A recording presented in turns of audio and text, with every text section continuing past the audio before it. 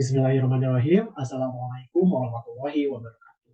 Perkenalkan, nama saya Muhammad Andre Maulana, NPM 1006063181886, Program Studi Farmasi, Fakultas Matematika dan Ilmu Pengetahuan Alam, Universitas Islam Bandung. Kali ini, saya akan mempresentasikan hasil penelitian yang berjudul Potensi Antiinflamasi Ekstrak Etanol Biji Kurma Ajwa atau Pedis decilitera L terhadap tikus wistar jantan atau Ratus noveboracensis trimeristan. Kita masuk ke pendahuluan. Inflamasi merupakan respon proteksi tubuh terhadap pengaruh luar seperti pengaruh fisik, zat kimia berbahaya, atau agen mikrobiologi ataupun zat asing yang masuk dalam tubuh. Biasanya ini ditandai oleh beberapa gejala diantaranya kemerahan, panas, bengkak, nyeri, dan juga kehilangan fungsi pada area tertentu. Respon inflamasi itu sendiri bertujuan untuk melindungi area yang terkena inflamasi dari zat asing, khususnya, serta mempertahankan homeostatis jaringan saat kondisi berbahaya. Dari sini terdapat rumusan masalah diantaranya bagaimana ekstrak etanol biji kurma ajwa dapat memiliki potensi sebagai antiinflamasi dan juga di dosis mana dapat menghambat inflamasi terhadap tikus wistar jantan secara optimum.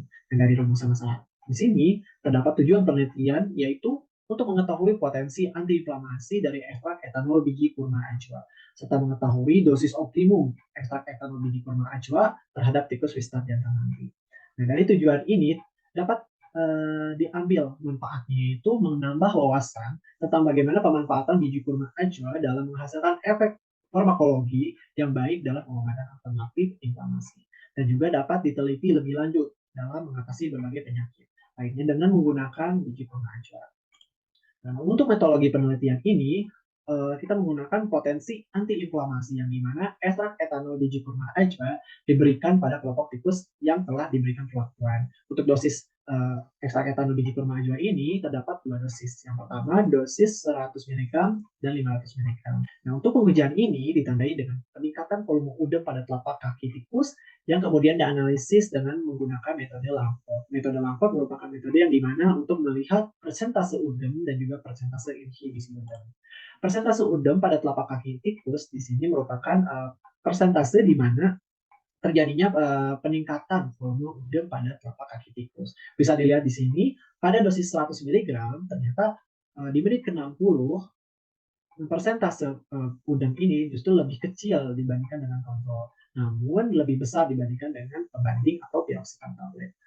Nah, dari sini kita dapat mengambil beberapa data di antaranya adanya persentase inhibisi udem pada telapak kaki tikus. Bisa kita lihat di menit ke-60 ternyata pada dosis 100 mg persentase inhibisi udem ternyata lebih besar dibandingkan dengan dosis 500 mg.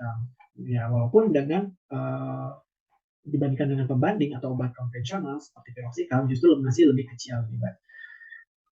Lanjut, mengapa hal itu bisa terjadi? Kita mungkin lihat dari mekanisme kerja inflamasi yang dimana apabila infeksi di sini masuk atau zat asing masuk ke dalam tubuh, maka akan menstimulasi beberapa mediator inflamasi diantaranya histamin, prostaglandin dan juga bradikinin. Untuk histamin yang bisa kita kenal sebagai anti alergi, dia dapat meningkatkan permeabilitas kapiler sehingga menimbulkan vasodilatasi.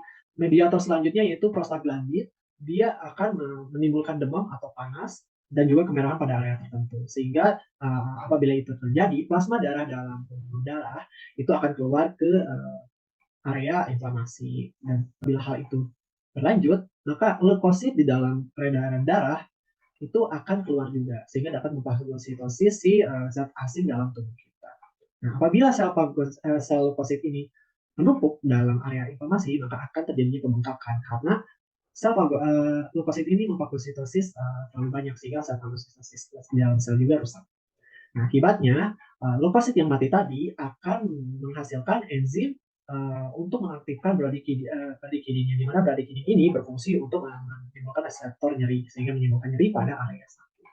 Nah, dari sini tadi kembali lagi kenapa dari kedua sediaan justru efeknya berbeda walaupun dengan mekanisme kerjanya sama, yaitu menghambat aktivitas enzim siklooksingenase, terutama siklooksingenase 2. Karena pada kandungan biji kurma ajwa dia mengandung metabolit sekunder, yaitu salah satunya flavonoid, sehingga bisa dikatakan senyawanya termasuk senyawa kompleks. Sedangkan untuk peroksikan, dia sebagai obat antiinflamasi golongan non-steroid NSAID dan emang sudah termasuk golongan senyawa yang sudah tidak kompleks lagi. Nah, dari sini dapat ditarik kesimpulan bahwa ekstrak etanol biji kurma ajwa dengan dosis 100 mg dan 500 mg terbukti memiliki potensi antiinflamasi dalam menghambat polusi udem terhadap tikus Wistajanta. Nah, dari dosis tersebut, kita dapatkan dosis optimum untuk menghambat polusi udem, yaitu pada dosis 100 mg. Yang dimana kita bisa lihat dari persentase inhibisi udem yang paling efektif dan juga paling tinggi dibandingkan dengan dosis 500 mg, yang dimulai dari menit ke-60 hingga ke menit ke-120. Dan berikut, ini daftar pustaka yang melatar belakangi penelitian. Sekian dari presentasi saya. Billahi taufiq wal hidayah. Wassalamualaikum warahmatullahi wabarakatuh.